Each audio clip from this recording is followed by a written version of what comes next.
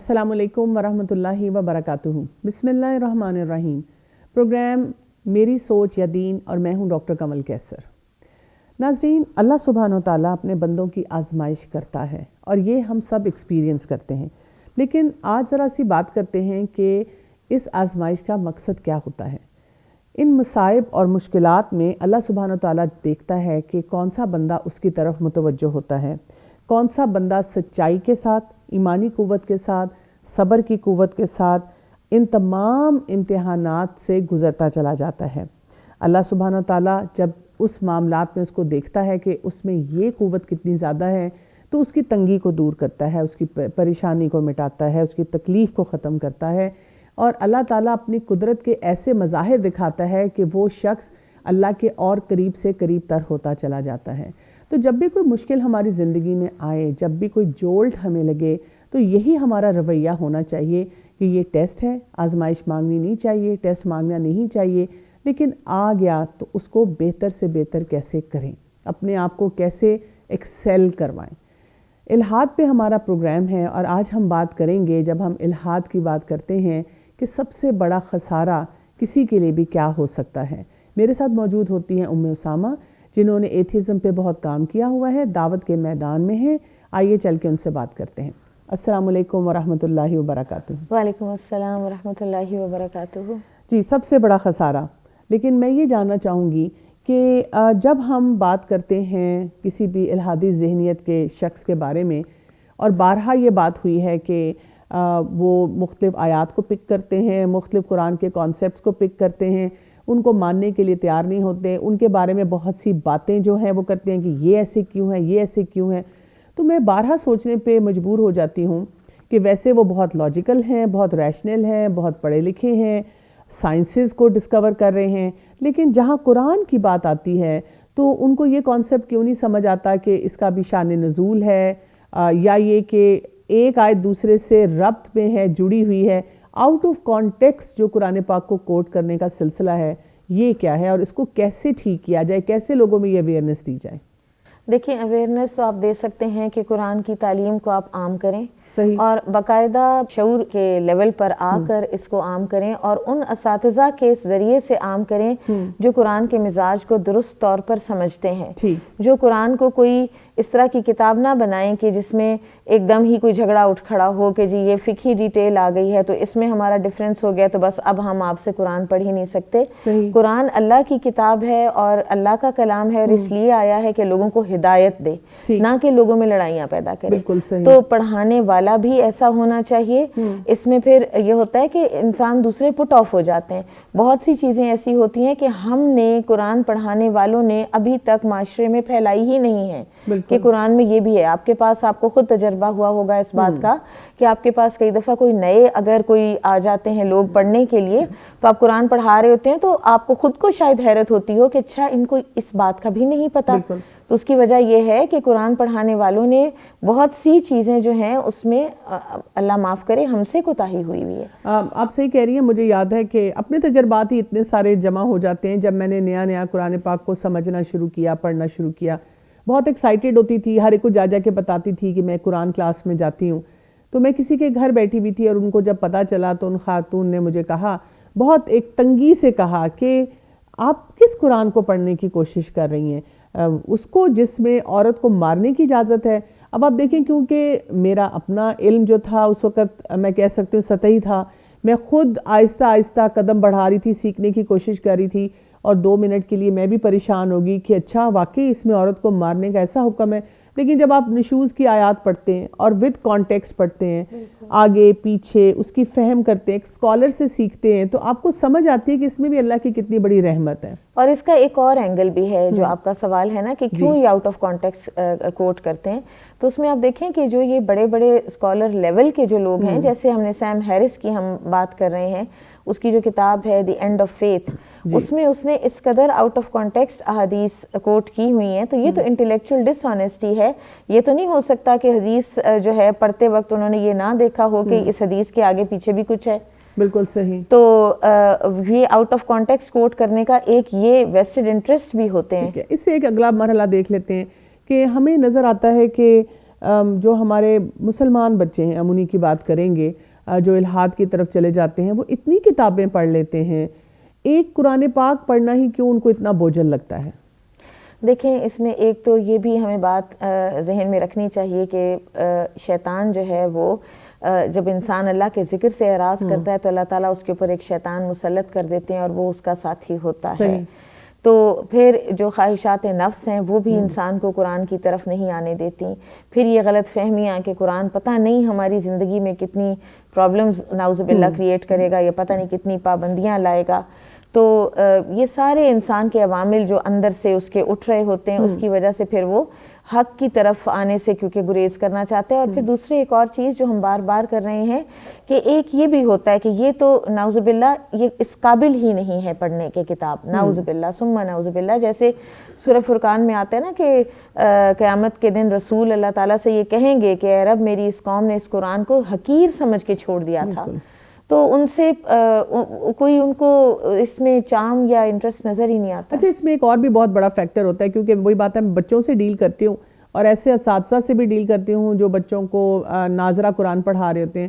تو میں اکثر ماؤں کو بھی کہتی ہوں اور ایسے اساتذہ کو بھی کہتی ہوں کہ کبھی آپ بچے کو یہ نہ کہا کریں جلدی جلدی پڑھ لو پھر قرآن ختم ہو جائے گا، کیونکہ ہم بچپن سے بچوں کو یہ بتا رہے ہیں کہ شاید یہ ون ٹائمر لیسن ہے آپ کے پاس اور اس کو ختم کر دینا ہے. اسی لیے آپ دیکھیں کہ اکثر لوگ جو قرآن پاک کے لیے پہلے وہ ایک مجلس کرتے ہیں پھر اس کے بعد آمین کرتے ہیں اور آمین کر کے وہ بند کر دیتے ہیں. تو میں ان کو کہتی ہوں کہ آپ ہمیشہ بتائیں کہ یہ پہلی سیڑھی ہے، ابھی ہم نے اس کو ایک دفعہ پڑھنا ہے، پھر اس کی دہرائی کرنی ہے، پھر اس کا فہم کرنا ہے، پھر اس کو اپنی لائف میں اپلائی بھی کرنا ہے اور پھر اس کا پیغام آگے لوگوں تک بھی پہنچانا ہے. تو اگر ہم بچپن سے اپنے بچوں کی ویژن کو براڈ کریں گے تو پھر ہی بچوں تک وہ کانسیپٹ جائے گا. اور آپ دیکھیں کہ جو ایمان ہے نا، ایمان کے حوالے سے ایک حدیث میں آتا ہے کہ ایمان پرانا ہو جاتا ہے، اور جیسے ایک کپڑے کے اوپر پرنٹ پرانا ہو جاتا ہے تو ایمان بھی فیڈ اوے ہوتا ہے اور اس کی رینیو کرنے کی ضرورت ہوتی ہے. اور رینیو وہ ہوگا قرآن پڑھنے سے، سنت اور حدیث پڑھنے سے. تو یہ تو ساری زندگی کا ساتھی ہے. بالکل، اور یہ بچپن سے ہی ڈرل کرنے کی ضرورت ہے. بالکل. اچھا جو ایتھیسٹ ہیں اور ان کی جو تھاٹ پروسیس کو ہم دیکھ رہے ہیں تو ان میں بہت ساری ڈائمینشنز نظر آتی ہیں انسینسٹیوٹی کی، اس کے اوپر تھوڑی سی روشنی ڈالیں. بہت لیولز ہیں اور اس کے اوپر باقاعدہ ریسرچ بھی ہوئی ہے. سب سے پہلے تو آپ کو ایک قرآن کی آیت جو ہے سورہ یاسین میں کہ اللہ سبحانہ و تعالیٰ فرماتے ہیں کہ جب ان لوگوں سے کہا جاتا ہے کہ اللہ کے راستے میں خرچ کرو تو یہ جواب دیتے ہیں کہ کیا ہم ان لوگوں کو کھلائیں کہ جن کو اگر اللہ چاہتا تو خود ہی کھلا لیتا. صحیح. تو یہ انسینسٹیوٹی کا لیول اللہ سبحانہ و تعالیٰ نے خود قرآن میں بھی بتایا ہے. پھر آپ دیکھیے کہ ایک ریسرچ ہوئی یونیورسٹی آف برٹش کولمبیا میں، اور اس میں یہ تھا کہ کچھ ریلیجس بچے اور کچھ ایتھیسٹ بچے، اور ان کو اس طرح کے اسٹڈی کیا گیا انوائرمنٹ میں کہ ان کے سامنے اگر کوئی ایسے ہوم لیس یا لائے گئے لوگ جو غریب تھے تو جو ریلیجس بچے تھے انہوں نے پرو سوشل ہو کر ان کی زیادہ ہمدردی کی، ایمپتھی کی، مدد کی، ان کی فائنینشیل مدد بھی کی بنسبت اس کے. ایک واضح ڈفرنس تھا کہ جو ان بچوں نے نہیں کیا، جن کو اللہ پر کوئی یقین ہی نہیں. اور یہ تو ایک لیول ہے نا انسینسٹیوٹی کا. ایک لیول وہ ہے کہ جو ہم باقاعدہ دیکھ رہے ہیں کہ جیسے وہ میں کسی کا جمعے کا خطبہ سن رہی تھی تو انہوں نے کہا کہ میں کسی سے دیکھ رہا تھا، سمجھ کر رہا تھا کہ ڈرون کیسے اٹیک کرتا ہے، ڈرون کیسے چلتا ہے. تو انہوں نے کہا کہ یہ لیب ہوتی ہے، یہ اس کا سارا کنٹرول ہوتا ہے، یہ ایک بٹن ہے صرف جو اس بندے نے یہاں بیٹھ کے پریس کرنا ہے اور یمن میں یا افغانستان میں یا عراق میں کسی بارات پر، کسی گھر پر قرآن پڑھتے ہوئے بچوں کے مدرسے پر معصوم بچوں کے وہ گرتا ہے اور وہ سارے مر جاتے ہیں اور ان کو اتنا سا بھی گلٹ نہیں ہوتا. اس کے پیچھے جو ہے نا یہی آئیڈیالوجی کار فرما ہے سروائیول آف دا فٹیسٹ کہ ہمیں کو زندہ رہنے کا حق ہے اور سارے لوگ جو ہے نا یہ تو بس انسان نما حیوان ہے اور زندہ تو بس ہمیں رہنے کا حق ہے. آپ دیکھیں کہ پوری دنیا میں، اور زیادہ تو یہ مسلمانوں کے حوالے سے ہو رہا ہے نا، لیکن black lives matter, brown lives matter, یہ کیوں چیزیں آ رہی ہیں، کیوں کہنا پڑ رہا ہے؟ بالکل. جبکہ آپ ہمارے دین کو دیکھیں، نبی صلی اللہ علیہ وسلم کا اسلام کو آپ دیکھیں، آپ خطبہ جو حجۃ الوداع کا ہے، کسی عربی کو اجمی پر، کسی اجمی کو عربی پر، کسی گورے کو کالے پر، کسی کالے کو گورے پر کوئی فوقیت حاصل نہیں. اگر کسی کو کوئی فوقیت حاصل ہے تو وہ تقوی کی بنیاد پر ہے. ان اکرمکم عند اللہ اتقاکم. بالکل صحیح آپ کہہ رہی ہیں. تھوڑا سا آگے چلتے ہیں اور ہم یہ دیکھتے ہیں کہ اس سلسلے میں جو شادی کا میرج کا جو انسٹیٹیوشن ہے وہ بہت امپورٹنٹ ہوتا ہے. اور سب سے پہلے تو میں یہ جاننا چاہوں گی کہ شادی کے جو مقاصد ہوتے ہیں وہ کیا ہیں, کیونکہ وہیں سے ہم دیکھتے ہیں کہ بہت سارے فیکٹرز جنریٹ ہو رہے ہوتے ہیں. تو اگر ہم بیسکس کو پہلے انڈرسٹینڈ کریں اور پھر ہم دیکھیں کہ مسائل کیسے کیسے اس میں آتے ہیں. دیکھیں شادی کے جو مقاصد ہیں نا اللہ سبحانہ و تعالیٰ نے قرآن میں بتائے, اور پھر نبی صلی اللہ علیہ وسلم کی حیات طیبہ میں جو شادیوں کے آپ کے اپنی بیویوں کے ساتھ تعلقات تھے اس سے بھی ہمیں پتہ چلتا ہے کہ شادی کیسی ہونی چاہیے. تو قرآن میں سورہ روم میں آتا ہے کہ ایک دوسرے کے لیے رحمت اور محبت کا باعث بنتی ہے یہ شادی, ایک دوسرے کے لیے سکون کا باعث بنتی ہے یہ شادی. پھر اسی طرح سے ایک اور بہت اہم جو اس کا فیکٹر ہے وہ ہے افزائش نسل. قرآن میں آتا ہے کہ اپنی بیویوں کے پاس جاؤ اور جو فضل اللہ تعالیٰ نے تمہارے لیے رکھا ہے اس کو تلاش کرو. بالکل. تو اسی طرح سے پھر آپ یہ بھی دیکھیے کہ شادی کے انسٹیٹیوشن کو پروٹیکٹ کرنے کے لیے آپ سورۃ البقرہ کے احکامات دیکھیں, آپ سورۃ النساء کے دیکھیں, آپ سورہ الطلاق کے دیکھیں, سورہ التحریم میں دیکھیں, کتنا کچھ ہے قرآن کے اندر, کیونکہ یہ بہت امپورٹنٹ پاکیزہ سینکٹیٹی والا انسٹیٹیوشن ہے. اس سے بچے پیدا ہوتے ہیں اور اسی سے یعنی یہ معاشرے کا یونٹ ہے جس سے پھر معاشرے کے اندر اگلی نسلیں جو ہیں یا اگلا معاشرہ بننا ہوتا ہے. بالکل صحیح. تو اس کو اللہ تعالیٰ نے بہت سینکٹیفائی کیا ہے, بہت اہمیت دی ہے. اس پہ مزید ابھی بات کرتے ہیں ناظرین, لیکن یہاں پہ لیں گے ایک شارٹ بریک.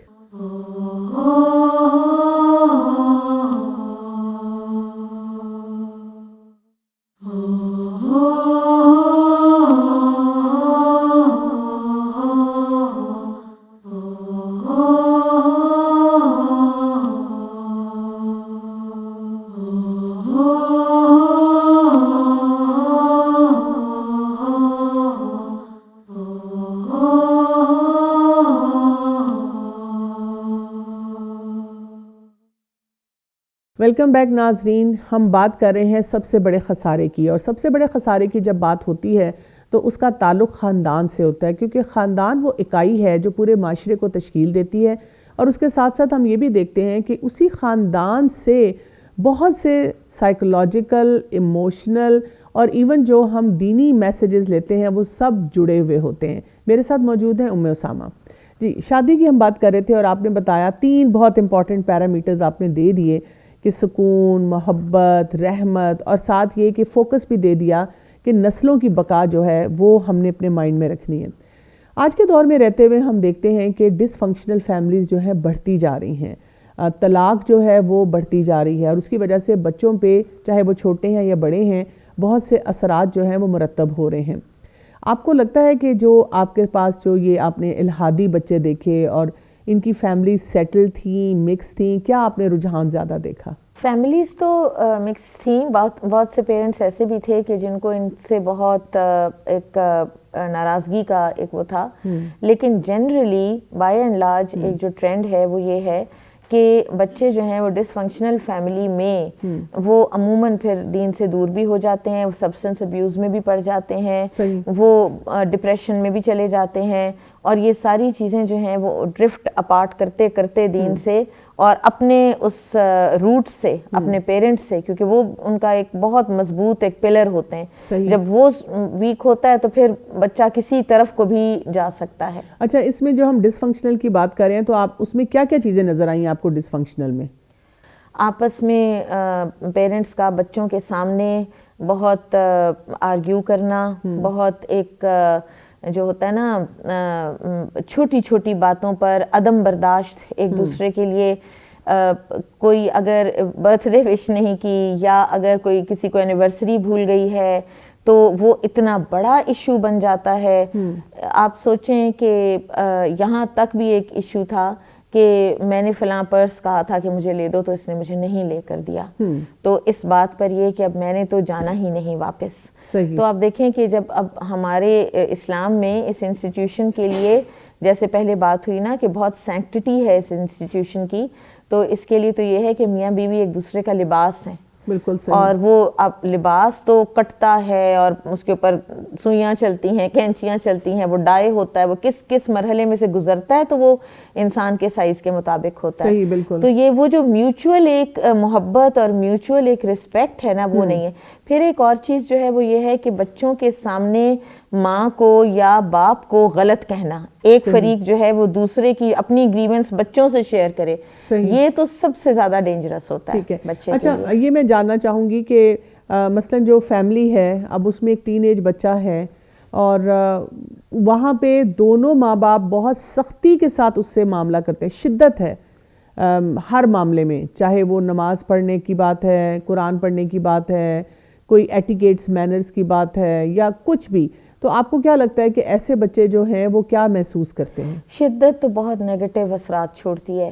میں نے بچے تو کیا, میں نے ایسی ہم خواتین بھی اپنے اسٹوڈنٹس میں دیکھی ہیں کہ جو خود اب جوان بچوں کی مائیں ہیں لیکن ابھی تک یاد کرتی ہیں کہ ہمارے والد بہت سخت تھے اور انہوں نے ہمیں دین سے دور کیا. وہ ہمیں نماز پڑھنے کا کہتے تھے لیکن ہمیں مار مار کے کہتے تھے. میں یہی بات کہنے لگی تھی کہ یہ میرے پاس بھی ابھی تک ایسے کیسز آتے ہیں, یعنی مجھے یقین نہیں آتا کہ اس دور میں رہتے ہوئے بھی ایسے والدین ابھی ہیں. خاص طور پہ والد کے بارے میں آتا ہے, بہت مائیں آ کے کہتی بھی ہیں کہ جی وہ بچے پہ ہاتھ اٹھاتے ہیں. میں نے بلکہ ایک دو دفعہ کہیں پروگرام کیا اور وہ فیملی بہت سٹیبل تھی جن سے میں بات کر رہی تھی, تو بات کرتے کرتے میں نے بچے سے پوچھا, کوئی 8 سال کا بچہ تھا, کہ اچھا آپ گھر میں کیا کرتے ہیں تو آپ کو لگتا ہے آپ کو ڈانٹ پڑتی ہے؟ تو اس بچے نے اتنی معصومیت سے کہا کہ نہیں, ڈانٹ ہی نہیں پڑتی ہے, وہ جو بابا ہے نا وہ مارنا شروع کر دیتے ہیں. اور وہ والدہ اتنی امبیرس تھیں کہ وہ بچے نے کیمرے کے سامنے ایسی بات بول دی تھی. تو یہ جو ہاتھ اٹھانا ہے اور باپ کا ہاتھ اٹھانا ہے, اس سلسلے میں آپ کیا کہیں گے؟ وہ کہتے ہیں کہ جی وہ ہمیں اجازت ہے دین میں کہ بچے پہ سختی کرو, اگر 10 سال کا ہو جائے اور نماز نہ پڑھا ہو تو اسے مارنے کی اجازت ہے. دیکھیں وہ حدیث ہے وہ سختی کی اجازت دیتی ہے, لیکن اس کا یہ مطلب تو نہیں ہے کہ بچے کو آپ اس طرح سے ماریں. ہمیں ایک کسی نے بتایا کہ میں چھوٹا ہوتا تھا, جیسے ہوتے ہیں 7-8 سال کے بچے ہوتے ہیں, تو ہمارے والد ہمیں جگاتے تھے تو ہم سو رہے ہوتے تو ہمیں مار پڑ رہی ہوتی تھی, سوئے کو, وہ اتنا تشدد تھا. لیکن آن دی ادر ہینڈ ان کی اپنی جو ذاتی زندگی ہے وہ کوئی اگزامپل نہیں انہوں نے سیٹ کی آف اے گڈ مسلم. صحیح. تو پھر وہ اتنا وہ ہو جاتا ہے نا تضاد سا کہ پھر بچے اس وقت اسلام سے متنفر ہوتے ہیں. ٹھیک ہے. اچھا, اور دوسری ایک ایکسٹریم وہ بھی نظر آتی ہے کہ ماں باپ میں بنتی نہیں ہے, اپنا لائف سٹائل ہے, باپ اپنی پارٹیز پہ جاتا ہے, اپنی گرل فرینڈز ہیں, خاتون خانہ جو ہیں وہ اپنا یا تو رود ہو رہی ہیں اس سلسلے میں پریشان ہیں, یا یہ ہے کہ ان کا اپنا لائف سٹائل ہے اور دین بھی نہیں ہے اور دنیا بھی بکھری سی ہے. تو وہ جو بچے اس گھر میں رہ رہے ہیں تو ان کا اللہ تعالیٰ کے بارے میں کیا تصور بنتا ہے, یا وہ کیسے پھر اس سارے معاملے کو دیکھتے ہیں؟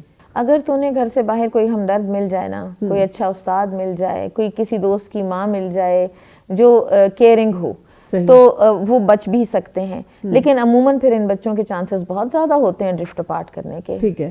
اور وہ ان کا زیادہ اللہ سے پھر شکایتی رویہ ہو جاتا ہے. شکایتی, ہمارے لیے اللہ نے کیا ہے, اللہ نے ہمیں دیا کیا ہے. ٹھیک ہے. اس طرح کی باتیں بہت آتی ہیں. اچھا, ایک اور سچویشن بھی ہے ایسی ڈس فنکشنل فیملی میں کہ مطلب دونوں, جیسے آپ نے کہا بھی تھا کہ ایک پیج پہ نہیں ہے. ایک تو ہوتا ہے نا کہ دنیاوی حساب سے ایک کہتا ہے گاڑی لے جاؤ, دوسرا کہتا ہے نہیں, ایک کہتا ہے موبائل لے دو, دوسرا کہتا ہے نہیں, یہ کہتا ہے پڑھو, دوسرا کہتا ہے کوئی بات نہیں اس کو ریلیکس کرنے دو. یعنی ایسے معاملات میں وہ ہاں نہ ہو رہی ہے.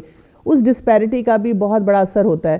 لیکن الہادی سوچ کے حساب سے اگر ہم اس کانٹیکس سے دیکھیں تو اگر والدین میں سے ایک دین پہ ہے اور دوسرا دین کو اتنا زیادہ فالو نہیں کر رہا, اس کے کیا کیا اثرات اس بچے پہ ہوں گے؟ دیکھیں بچہ عموماً پھر اسی کی طرف جاتا ہے کہ جو ذرا کم فالو کر رہا ہے دین کو, کیونکہ وہ پیرنٹ بھی ہوتا ہے اور بچے کو یہ تسلی بھی ہوتی ہے کہ چلو میں دونوں پیرنٹس میں سے کسی ایک پیرنٹ کی بات ہی مان رہا ہوں نا. اور دوسرے پھر یہ ہوتا ہے کہ ظاہر ہے کہ وہ فوری طور پر ایک جو انسٹنٹ گریٹیفیکیشن جس کو ہم کہتے ہیں تو وہ اس کو مل رہی ہوتی ہے. تو پھر یہ جو پیرنٹس کے اندر ایک جو ڈسٹینس ہوتا ہے نا وہ بچے میں اسی صورت میں آتا ہے کہ بچے بھی, اور ایسے میں نے دیکھے ریلیجس ماؤں کے اور نان ریلیجس یا ویری سیمی لوک وارم سے ریلیجس فادرز کے بچے جب وہ بڑے ہوتے ہیں تو وہ فادرز ہی کی طرف ان کا رجحان ہوتا ہے اور مائیں نہیں کچھ بھی کر پائیں، پھر چاہے وہ بچپن میں وہ بتا بھی رہی ہیں، چاہے وہ بتا بھی رہی ہیں، چاہے وہ انتہائی سنسیئر ہیں اپنے بتانے میں، پھر بھی یہ جو ماں اور باپ کا آپس کا دین میں وہ ہے نا اختلاف، وہ بہت زیادہ بچوں کو اثر کرتا ہے اور بچے دوسری طرف ہی جاتے ہیں۔ اچھا، اس کو کیسے ٹھیک کیا جائے؟ جیسے ایک سپاؤز ہوتا ہے وہ بہت دین کی طرف ہے اور دوسرا سپاؤز نہیں ہے. کئی خواتین ہیلپ لیس ہوتی ہیں، وہ کہتی ہیں کہ میرے شوہر سنتے ہی نہیں ہیں، نماز بھی نہیں پڑھتے، بچے دیکھ رہے ہیں، اور کہتی جب تک چھوٹے تھے بچے، جیسے آپ نے کہا، تب تک تو بچے چپ کر کے پڑھ لیتے تھے. اب وہ سوالیہ نشان اٹھاتے ہیں کہ آپ ہمارے پیچھے پڑی رہتی ہیں، بابا کو کہیں. وہ کہتی ہے کہ میں کیسے اپنے ہسبینڈ کو بار بار یہ سب باتیں کہوں، اور یعنی کہ یہ ان کے لیے بہت مشکل سچویشن ہو جاتی ہے وائف کے لیے کہ میں شوہر کو بتاؤں.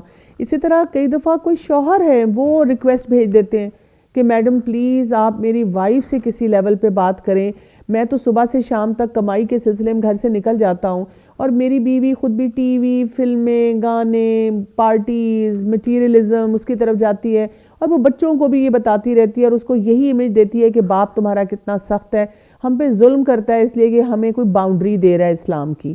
یہ دونوں سچویشن بہت مشکل ہیں اس میں، اور اس اسپاؤس کے لیے بہت چیلنجنگ ہے. اس سلسلے میں کوئی بھی، وہ مرد ہو یا عورت ہو، جب اس کو لگ رہا ہے کہ میرا جو ساتھی ہے، زندگی کا ساتھی ہے، اور ہم نے مل کر اپنے بچوں کو دین سکھانا ہے، اور یہ بہت اذیت کا معاملہ ہو جاتا ہے اس کے لیے، اس کو کیا کرنا چاہیے؟ دیکھیں، ایک چیز اس میں بہت صبر اور حوصلے سے، صبر درکار ہے اس کے لیے، لیکن وہ اس کو اپنے گھر کے ماحول کو صاف ستھرا اور پرسکون رکھنے کے لیے کرنی ہے. اور وہ یہ ہے کہ بہرحال وہ جو پیرنٹ ہے نا، بچوں کے لیے وہ باپ ہی ہے یا بچوں کے لیے وہ ماں ہی ہے. تو بچوں کو یہ نہیں کہنا کہ آپ کے والد یا آپ کی والدہ میں یہ خرابی ہے، یا اپنی وہ جو فرسٹریشن یا گریونس ہے وہ بچوں کو نہیں بتانی، ان سے نہیں شیئر کرنی. پھر دوسری بات یہ ہے کہ بچوں کو، اگر بچے یہ کہیں نا کہ بابا نماز نہیں پڑھتے تو ہم کیوں پڑھیں، تو آپ کہیں کہ ان کے لیے آپ نے نماز پڑھ کے پھر دعا بھی کرنی ہے. بیٹا ان کو ابھی سمجھ نہیں ہے، ان کو پتہ نہیں ہے، ان کو ابھی عادت نہیں پڑی اس چیز کو. ظاہر ہے آپ ڈینائی تو نہیں کر سکتے، آپ بچوں سے جھوٹ تو نہیں بول سکتے کہ وہ نماز چھپ کے پڑھ لیتے ہیں، یا ایسے تو نہیں آپ کہہ سکتے نا. لیکن پھر آپ کو اس چیز کو پازیٹیولی ہی چینلائز کرنا ہے. نیگیٹو لے کر آئیں گے تو بچے اسی طرف جائیں گے جو ان کو فوری طور پر ایک چیز جو ہے نا کہ باپ نہیں پڑھ رہے، تو باپ تو بہت بڑا رول ماڈل ہوتا ہے بچوں کے لیے. لیکن مجھے لگ رہا ہے کہ اس شوہر کی زیادہ چیلنجنگ سچویشن ہے، کیونکہ اگر ایک ماں ہے اور وہ دین کی سمجھ رکھتی ہے، کیونکہ شوہر نے تو گھر سے باہر جانا ہے، تھوڑی دیر کے لیے رہنا ہے. ایک شوہر کی سچویشن زیادہ چیلنجنگ ہے اگر بیوی جو ہے وہ نہیں پریکٹس کر رہی، کیونکہ ماں نے زیادہ وقت بچوں کے ساتھ گزارنا ہوتا ہے. اب وہ شوہر کیا کرے؟ وہ کہتے ہیں نا کہ باپ اگر دینی ہونا تو دین جو ہے وہ گھر کی دہلیز تک آتا ہے، اور اگر ماں دینی ہو تو دین گھر کے اندر آ جاتا ہے. بالکل صحیح بات ہے. تو ایسے شوہر کو، ایسے کسی انسان کو ہم کیا مشورہ دے سکتے ہیں کہ جس کی بیوی جو ہے وہ صحیح ویلیو سسٹم، صحیح دین اپنے بچے کو نہیں سکھا رہی، اس کو اس کی قدر بھی نہیں ہے، اور وہ شوہر کو نظر آ رہا ہے کہ میرے بچے بھٹکتے جا رہے ہیں، وہ کیا کرے؟ سمجھائیں، پیار محبت سے سمجھائیں، اپنا ریلیشن شپ اپنا ریلیشن شپ بہتر کریں، اپنی بانڈنگ سٹرونگ کریں، اور پیار محبت سے سمجھائیں، اور نقصانات بتائیں اس چیز کے کہ آپ کو کیا نقصانات ہو رہے ہیں اور آپ کے بچوں کو کیا نقصان ہو رہے ہیں. اور بچے اگر دینی مزاج نہ رکھتے ہو نا تو جیسے جیسے بڑے ہوتے ہیں نا ویسے ویسے پیرنٹس سے دوری ان کی آتی جاتی ہے. دینی مزاج والے بچے، یہ جو ہم آج دیکھتے ہیں نا کہ ہمارے اپنے ملک میں اب تو اولڈ پیپلز ہوم ہے، اور یہ جو ہم دیکھتے ہیں کہ بچوں کے اگر دین نہ ہونا تو پھر رب ارحمہما کما ربیانی صغیرہ، اور یہ چیزیں اگر انکلکیٹ نہ ہوئی بھی ہوں تو بچے آپ کو پوچھتے بھی نہیں ہیں. صحیح. اچھا، یہ ڈیورس کی بھی ہم نے جو بات کی کہ ڈیورس ریٹ بہت زیادہ ہوتا جا رہا ہے، اس میں بھی میں نے دیکھا ہے کہ بچے جو ہیں وہ الہادی قسم کی سوچ کی طرف چلے جاتے ہیں. جیسے ماں باپ کی ڈیورس ہو گئی تو اب وہ بچہ ڈیوائیڈڈ ہو گیا، چاہے ماں کے ساتھ رہ رہا ہے، پہلے کورٹ کچہری آنا جانا، باپ کو ملنا، ماں کے ساتھ رہنا، ماں کی سٹرگلز دیکھنی. کئی دفعہ ہماری سوسائٹی میں تو بہت ہوتا ہے، بہت کم باپ ایسے ہیں کہ الگ ہونے کے ساتھ بھی وہ جو قرآن کا پرنسپل ہے کہ ایک معروف طریقے سے جو ہے وہ سیپریشن بھی ہو، سب کچھ ہو، وہ نہیں نظر آتا. تو کہیں نظر ہی نہیں آتا. تو وہ بچہ جو ہے جو بیچ میں اس ڈیورس میں پس رہا ہے، وہ اللہ تعالیٰ سے شکوے شکایت کرنا شروع کر دیتا ہے کہ میں نے کیا کیا تھا کہ میرا وہ گھر، وہ سسٹم مجھے نہیں ملا، اللہ تعالیٰ نے میرے ساتھ ناانصافی کی. میں ایسی مدرس کو جانتی ہوں جو اتنی پریشان ہو جاتی ہیں اور مجھے کہتی ہیں کہ ہم اپنے بچوں کو کیسے سمجھائیں کہ ان کی اللہ سے دوری نہ ہو. آپ دیکھیں کہ بس اپنی سی کوشش کریں. اور میں آپ کو بتاؤں کہ ہمارے ہاں یہ شاید بات جو ہے ایک ٹیبو بنی ہوئی ہے کہ طلاق اول تو حتی الامکان کوشش کرنی چاہیے کہ نہ ہو, اور قرآن میں آتا ہے وَالصُّلْحُ خَيْرٌ, اور صلح جو ہے وہ بہرحال بہتر ہے. اور گھر مت توڑو, اور گھر نہ توڑنے کا مطلب یہ نہیں ہے کہ ہر وقت لڑتے رہو پھر بچوں کے سامنے. اس کا مطلب یہ ہے کہ اگر تم نے گھر بنا کے رکھنے کا فیصلہ کیا ہے تو پھر بچوں کو اسی لیے کیا ہے نا کہ بچے جو ہیں وہ ڈیوائیڈ نہ ہو جائیں, تو پھر بچوں کو ایک ہیلدی انوائرمنٹ دو, چاہے بیڈ رومز ڈفرینٹ ہو گئے ہیں, چاہے آپ کے آپس میں انٹرسٹ بالکل ختم بھی ہو گئے ہیں تو بھی, تو گھر نہیں توڑنا چاہیے. اور اگر ٹوٹ گیا ہے, اگر ٹوٹ گیا ہے, اگر آپ اسی حد تک پہنچ گئے ہیں تو پھر جیسے قرآن میں آتا ہے نا کہ پھر یہ مت سوچو کہ میرا رازق کون ہوگا. اللہ تعالیٰ بڑی وسعتوں والا ہے, اللہ الواسع ہے, اللہ دونوں کو اپنے فضل سے ایک دوسرے سے بے نیاز کر دے گا. پھر آپ دیکھیں کہ ہیلدی جو طریقہ ہے نا وہ یہ ہے کہ پھر آپ پارٹنگ کریں, اور پارٹنگ آپ کریں معروف طریقے کے ساتھ, اور وہ مرد جو ہے وہ دے دلا کے رخصت کرے, اور وہ بالکل وہ ایک جو دوستانہ ماحول ہے اور وہ بالکل ختم نہیں ہونا چاہیے. اور یہ وہ لوگ کر پاتے ہیں جن کے دلوں کے اندر تقویٰ ہوتا ہے. بالکل. میں کئی ماؤں کو جنہوں نے بہت مشکل وقت دیکھا ہوتا ہے جب وہ مجھ سے بات کرتی ہیں تو میں ان کو کہتی ہوں یہ ایکسیلنٹ موقع ہے کہ آپ اللہ تعالیٰ کی تقدیر پہ ایمان دلانا جو ہے وہ بچوں کو سکھائیں. کہ دو لوگ ایک شادی شدہ زندگی میں آتے ہیں لیکن کبھی کبھی ایسے ہوتا ہے اللہ کا فیصلہ کہ وہ الگ رہتے ہیں تو وہ نہیں ساتھ رہ پاتے. تو ہمارا یقین کس بات پہ ہے کہ یہ اللہ کا ابھی بھی بیسٹ پلان ہے, اس میں بھی کوئی خیر ہے جو ہمیں نہیں نظر آ رہی لیکن ہمارے رب نے وہ ہمارے لیے اس میں خیر رکھی ہوئی ہے. ایک اور چیز میں ایڈ کرنا چاہوں گی کہ ہمارا جو معاشرہ ہے نا وہ اس معاملے میں بہت تنگ دل اور تنگ نظر ہو گیا ہے کہ جو سیکنڈ میرج ہے, خاص طور پر ایک ایسی لڑکی کی کہ جس کے پاس پہلے سے بچہ ہے. میں ایسی لڑکیوں کو باقاعدہ جانتی ہوں کہ جو بہت ینگ ایج میں یا ڈیورس ہوئی یا وڈو ہوئی اور بچے تھے ساتھ, تو مڑ کے کسی نے سنبھالا ہی نہیں, ہاتھ پکڑا ہی نہیں. اور ایسے بچے بھی جو ہیں پھر اللہ تعالیٰ سے شکوے شکایت مسئلے مسائل بہت سارے ان کے ہو جاتے ہیں وہ بچے, کیونکہ محرومی کے ساتھ آپ دیکھیں کہ کوئی آدمی خود سے کہیں کہ ہاں جی شادی تو ہم کرنا چاہتے ہیں, لڑکی چاہے ڈیورسی ہو وڈو ہو لیکن بچہ نہ ہو اس کا, اتنی سی بھی دل نہیں ہم کھولتے. ناظرین, یہ جو مسئلے مسائل ہیں اس سلسلے میں ہم نے اعجاز قریشی صاحب سے بات کی ہے اور ہم ان سے یہ جاننے کی کوشش کر رہے ہیں کہ شادی شدہ زندگی کے کیسے مسائل جو ہیں ان کے سامنے آتے ہیں, کیونکہ وہ نفسیاتی طور پہ ایسے لوگوں سے ڈیل کرتے ہیں, اور ہم یہ بھی جاننے کی کوشش کر رہے ہیں کہ بچوں کے اوپر اس کے کیسے اثرات ہوتے ہیں, خاص طور پہ نوجوان بچے. ان کی گفتگو سنتے ہیں اور ساتھ ہی لیں گے ایک شارٹ بریک. شکریہ ڈاکٹر کمل کیسر.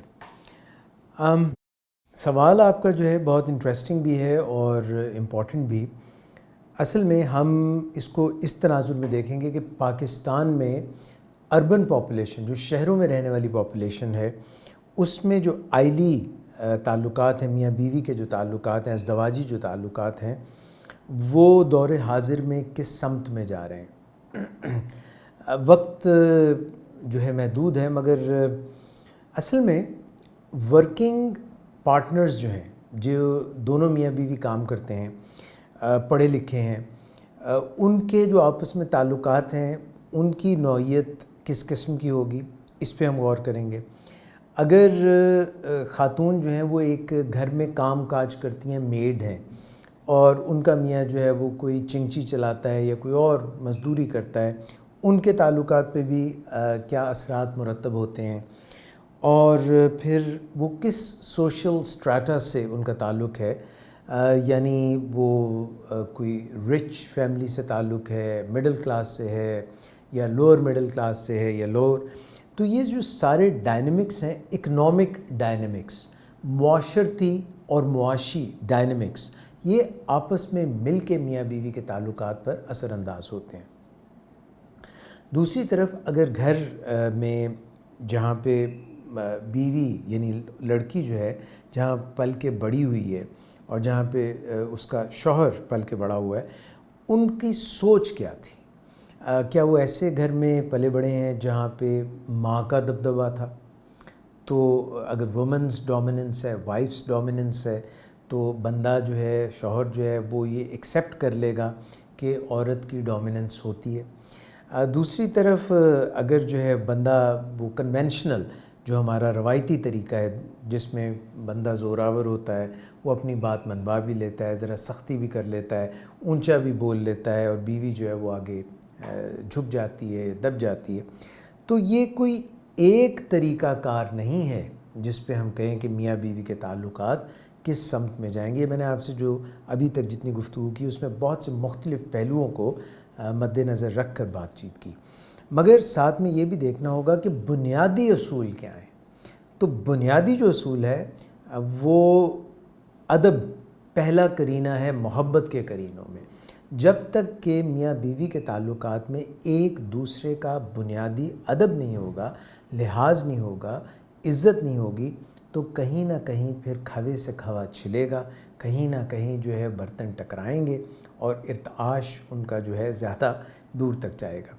ظاہر ہے جن گھروں میں آپس میں میاں بیوی کے تعلقات اچھے نہیں ہوتے، وہاں پہ یا تو ایگریشن ہوتا ہے، وائلنس ہوتی ہے، وہ وربل ایبیوز بھی ہو سکتا ہے، وہ ایموشنل ایبیوز بھی ہو سکتا ہے، اور خدا نخواستہ وہ فزیکل ایبیوز بھی ہو جاتا ہے۔ ایسے میں اگر یہ سوچ ہو کہ یہ ریلیشن شپ کو ختم کیا جا سکتا ہے، تو ظاہر ہے حق تو ہے، مرد کے پاس جو ہے وہ یہ حق ہے، جتنی بھی حلال چیزیں ان میں سے سب سے بری چیز جو ہے وہ طلاق ہے، مگر یہ حق اس کے پاس موجود ہے۔ اسی طرح خلا لینے کا حق بھی عورت کے پاس موجود ہے۔ تو اگر ریلیشن شپ اتنا مسخ ہو گیا ہے، اتنا خراب ہو گیا ہے کہ اس کی کوئی بھی صورتحال اچھی نہیں رہی، نہ شوہر کے لیے، نہ بیوی کے لیے، نہ ان کے گھر والوں کے لیے، کیونکہ ظاہر ہے معاشرے میں جس میں وہ رہتے ہیں اور فیملی ممبرز بھی جڑے ہیں، اگر نیوکلیئر فیملی سسٹم ہے، یعنی میاں بیوی الگ تھلگ رہ رہے ہیں، اپنی جوائنٹ فیملی سسٹم نہیں ہے، تو تب بھی ان کا تعلق کسی نہ کسی سے تو ہوگا۔ تو ایگریشن ایک تو آ جاتا ہے۔ دوسری طرف پیسیو ایگریشن ہے، جس میں کہ مار پیٹ کوئی نہیں ہے، مگر تانہ زنی ہے، ایک دوسرے کے لیے محبت نہیں ہے، جو ہے تعلقات بالکل یخ بستہ ہو گئے ہیں۔ اس میں یعنی کہ جو حقوق ہیں، جو مرد کے اپنی بیوی پہ حقوق ہیں اور جو بیوی کے اپنے شوہر پہ حقوق ہیں، اور وہ ڈیفائنڈ ہیں، وہ معاشروں میں بھی ڈیفائنڈ ہیں اور وہ مذہب میں بھی ڈیفائنڈ ہیں، اسلام میں بھی ڈیفائنڈ ہیں۔ اگر ہمیں ان کا کوئی پاس ہی نہیں رہا، کوئی خیال ہی نہیں رہا، اگر جو ہے مرد گھر پہ نہیں ہے، دور ہے، اور عورت اس کے متعلق برا باتیں کر رہی ہے یا اچھی بات نہیں کر رہی، تو یہ جو ساری ایک خلیج ہے، یہ جو دراڑ ہے، یہ جب میاں بیوی کے درمیان آتی ہے تو معاشرے پر بھی اس کا برا اثر پڑتا ہے۔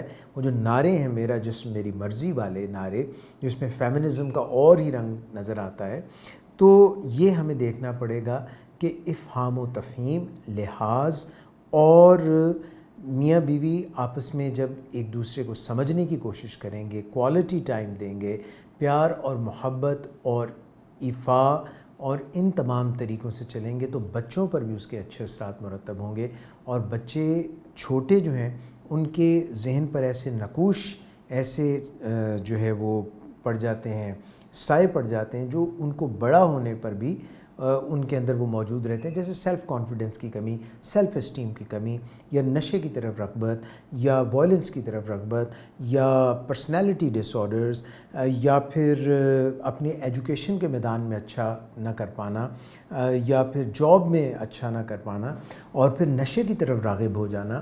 یہ ساری چیزیں جوان بچوں پر بھی پڑتی ہیں۔ سو میاں بیوی کے بہترین تعلقات، یہ چاہے کسی بھی وہ سوشل گروپ سے ہوں، چاہے وہ کسی بھی ایج گروپ سے ہوں، ہمیشہ یہ تعلقات بہترین باہمی عزت کی بنیاد پہ ہوں گے، تو بچے بھی بہترین طور پر بڑے ہوں گے اور معاشرے میں فعال کردار ادا کر سکیں گے۔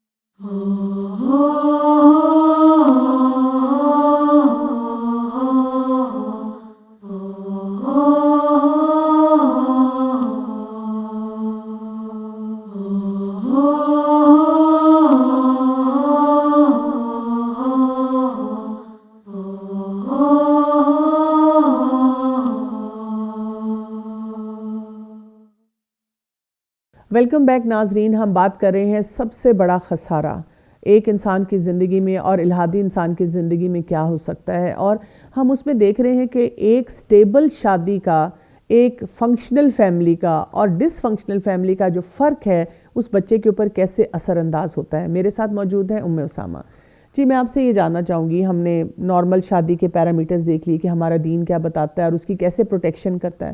ہم نے یہ دیکھ لیا کہ ایک بچہ جو ایک ہیلدی ایٹماسفیئر میں پروان چڑھتا ہے اور ڈس فنکشنل انہیلدی طریقے سے اس کی بہت سے ہم نے دیکھے ڈائمنشن، اس کے اوپر کیا اثرات ہوتے ہیں۔ اب ہم اس بچے پہ آ جاتے ہیں، ایک وہ بچہ جو اللہ کو نہیں مانتا، اس کی سوچ میں ٹیڑھ ہے۔ اب ایسا بچہ جو ہے وہ اپنی شادی کو کیسے دیکھتا ہے؟ ہو سکتا ہے اس کا خاندان پیچھے سے سٹیبل ہو، اور ہو سکتا ہے کہ اس نے اپنے ماں باپ کی بہت سی سٹرگلز بھی دیکھی ہوں۔ اب اس میں جو سروے میں جو فائنڈنگز تھی نا، اس میں کیونکہ شادی جو ہے نا وہ ایک ذمہ داری ڈیمانڈ کرتی ہے، آپ کو کسی دوسرے انسان کی فائنینشیل ذمہ داری بھی لینی ہوتی ہے، اس کی ایموشنل ذمہ داری بھی لینی ہوتی ہے، پھر اس کے بعد اس رشتے سے جو آگے بچے وجود میں آتے ہیں ان کی ذمہ داری بھی لینی ہوتی ہے۔ تو عموماً جو سروے رسپونڈنٹس تھے، ایتھیسٹ جو تھے، وہ کہتے ہیں کہ ہم شادی سے بالکل ہم بلیو ہی نہیں کرتے شادی میں، اور شادی بھی جو ہے وہ اسلام میں بہت زیادہ ریسٹرکٹڈ ہے، اور اس میں یہ ہے کہ شادی کرنی بھی ہے، اور شادی کرنی بھی ایک مرد نے ایک عورت کے ساتھ ہے۔ تو یہ بہت ہی ایک عجیب بے حیائی کا دروازہ بلکہ کھلا ہوا ہے کہ شادی کا انسٹیٹیوشن تو وہ کہتے ہیں کہ ہونا چاہیے ہی نہیں، کہ ہماری خواہش ہو تو ہم شادی کریں، ہماری خواہش ہو تو نہ کریں، ہم چاہیں تو کسی کو اپنائیں پھر اس کو چھوڑ دیں، اور چاہیں تو ہم کسی لڑکے سے شادی کریں، چاہیں تو ہم ہوموسیکشوالٹی کی طرف چلے جائیں، انسیسٹ کی طرف چلے جائیں، پرورژن کی طرف چلے جائیں، جو مرضی کریں۔ وہ کہتے ہیں کہ کوئی فرق ہے ہی نہیں ان چیزوں میں۔ مطلب یہ تو ایک لمحہ فکریہ ہے بہت بڑا کہ مطلب اپنی ذات کے بعد معاشرے پہ جو اثرات جانا شروع ہو جائیں گے، اور ہم دیکھتے ہیں کہ جو ایسی ورلڈ وائڈ موومنٹس چل رہی ہیں اس میں بھی ایسے بہت سے لوگ ہیں، کیونکہ وہ جو اللہ کو نہیں مانتے تو اس کے ساتھ ساتھ ایسے اور آپ دیکھیں کہ اس میں بھی نا اسلام ہی ہے جو اس چیز کو اس کے اگینسٹ کھڑا ہوا ہے۔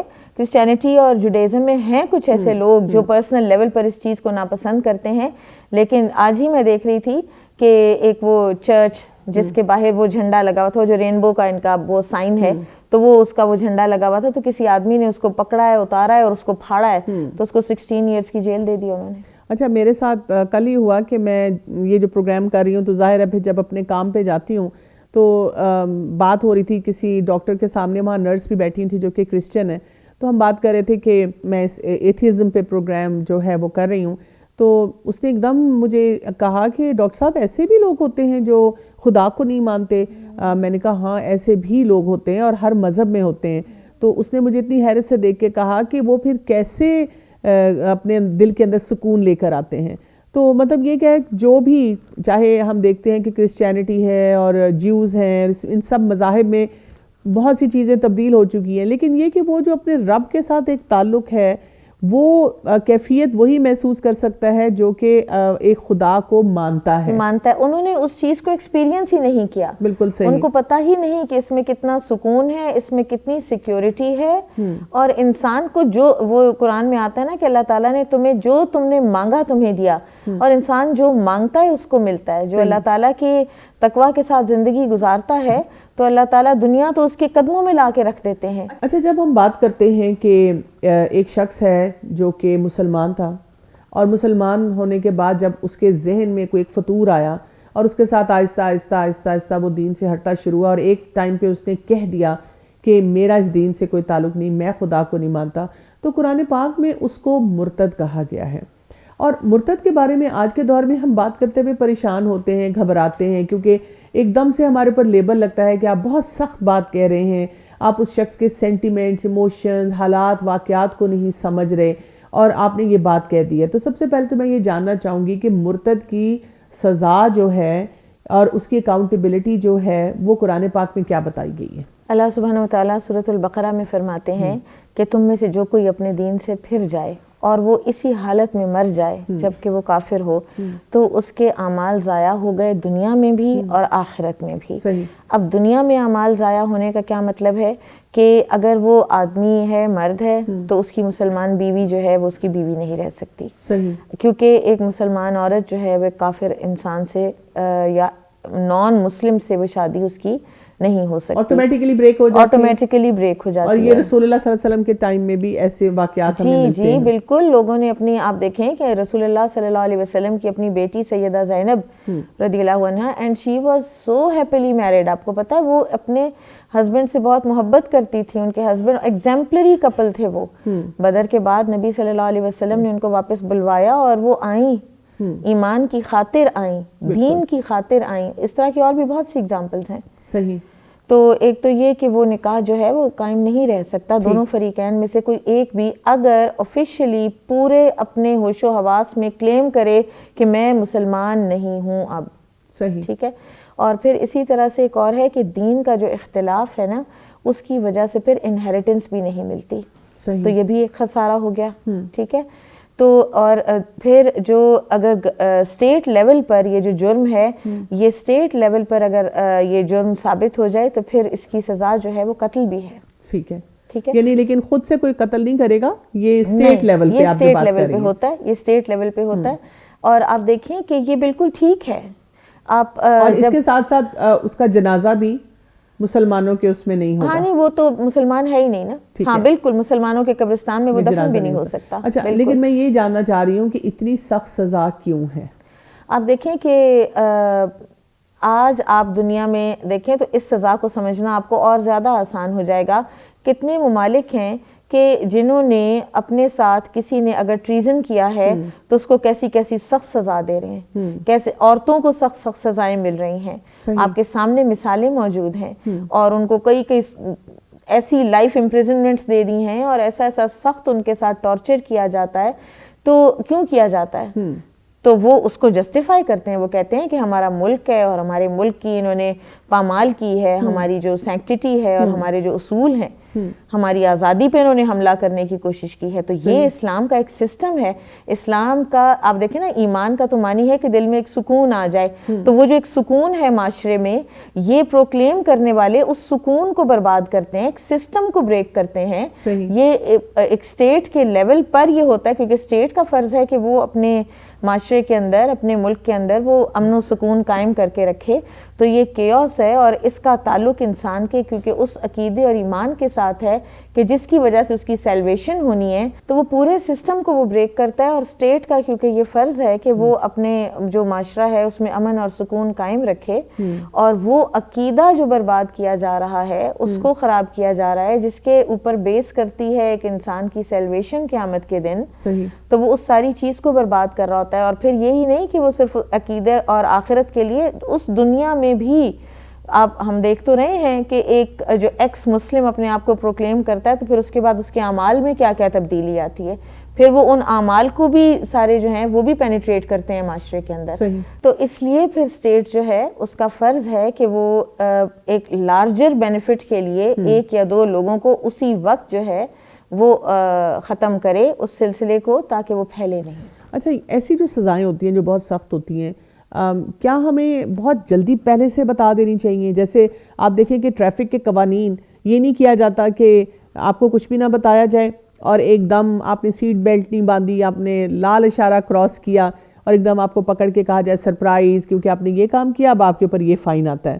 تو کیا ہمیں بھی یعنی کہ ہر چیز کی, آپ کسی انسٹیٹیوشن میں داخلہ لیتے ہیں وہ پورا آ جاتا ہے کہ آپ یہ پڑھ لیں کہ کیا کیا رولز ریگولیشنز ہیں.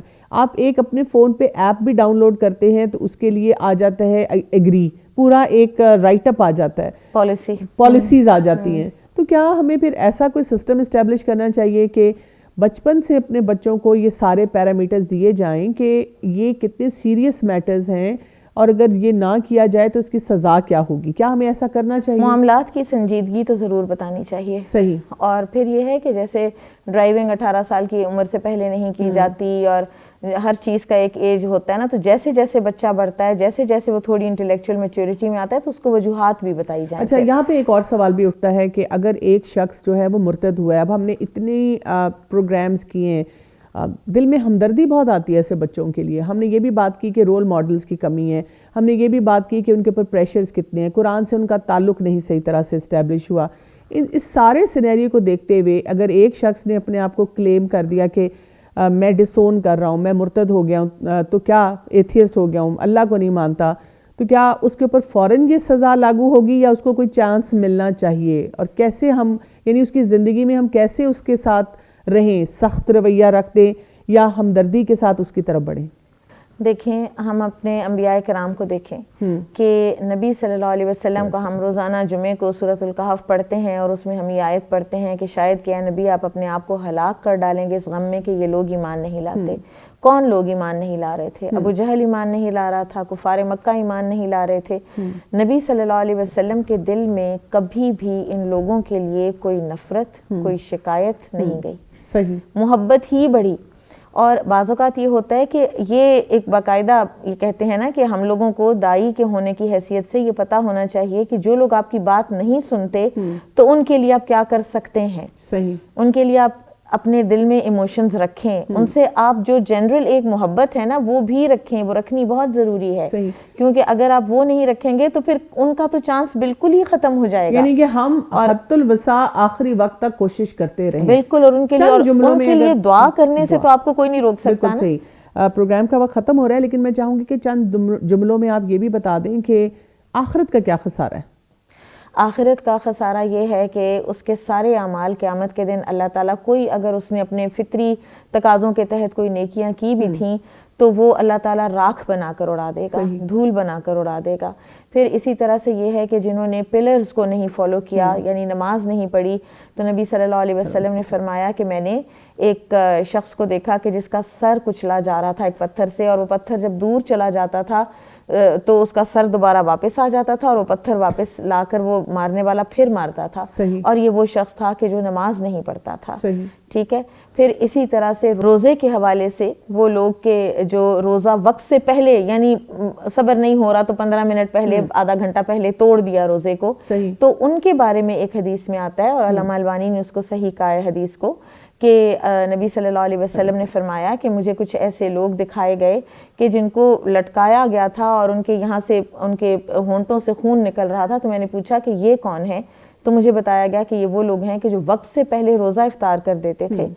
تو روزہ توڑنے کی اگر یہ سزا ہے تو روزہ بالکل ہی نہ رکھنے کی آپ سوچیں کیا سزا ہوگی۔ بالکل آپ صحیح کہہ رہی ہیں، یعنی ہمیں یہ دیکھنا ہے کہ اتنی لمبی لسٹ آ جاتی ہے کہ جو اعمال وہ چھوڑتے جا رہے ہیں، مرتد ہونے کی جو سزا ہے وہ تو ہے لیکن ساری چیزیں ایڈ آن ہو رہی ہیں۔ بالکل، بہت بہت شکریہ آپ کا۔ جی ناظرین، یہ ایک بہت سنجیدہ معاملہ ہے اور اس کو بہت سنجیدگی کے ساتھ ہی لینا چاہیے، اور یہ بھی سوچنا چاہیے کہ اگر ہم اپنے بچوں پہ اپنے خاندانوں پہ کام نہیں کریں گے تو دنیا اور آخرت کا کتنا بڑا خسارہ ہے جو کہ ہم سب اس کے اثرات ابھی بھی محسوس کریں گے، اور جو لوگ ہمارے پیارے ہیں ان کے لیے دنیا اور آخرت جو ہے ایک عذاب بن جائے گی۔ تو اپنے خاندانوں کو بچائیے، ان کے اوپر کام کریے۔ ساتھ ہی آپ سے اجازت چاہوں گی۔ السلام علیکم ورحمۃ اللہ وبرکاتہ۔